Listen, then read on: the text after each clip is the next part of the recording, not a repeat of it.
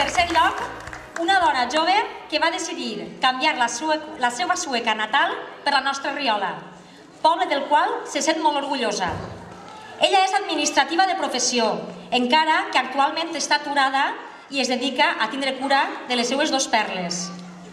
Políticament activa des de l'adolescència, d'ella destaquem el seu bon humor, la seva capacitat de posar-se en lloc d'un altre, la seva proximitat i la seva creativitat. Amb vosaltres, Lucía Tamarit Iranzo.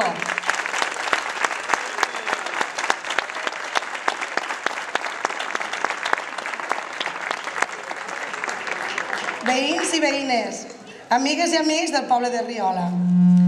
En primer lloc, voldria dir-vos que és la primera vegada que parlo en públic i estic una miqueta nerviosa. Moltíssimes gràcies a tots els que heu vingut a donar-vos el nostre suport en aquesta aventura que va començar ja en el mes de juny.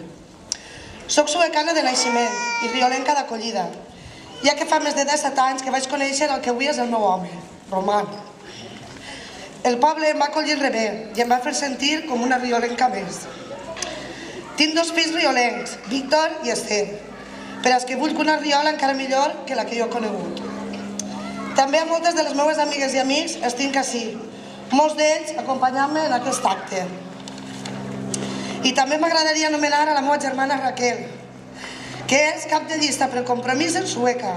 Ho sé, però havia de dir-ho. I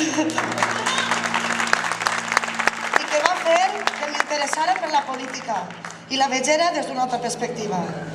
Molts joves com jo, en aquella època, estaven descontents amb els polítics i la política que feien. Imagineu-se ara.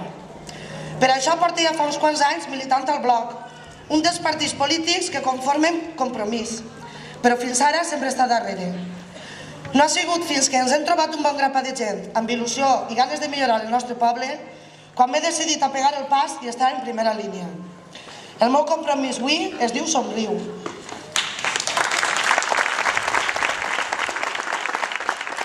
Em sent molt acompanyada per la gent que formen part de la llista com per la resta de l'agrupació. Un grup de gent unit i amb un objectiu en majúscules, fer la política que Riola es mereix. Per això vos demano que confieu en nosaltres i continueu acudint als nostres actes, perquè sense vosaltres no som res. Moltes gràcies i somriu!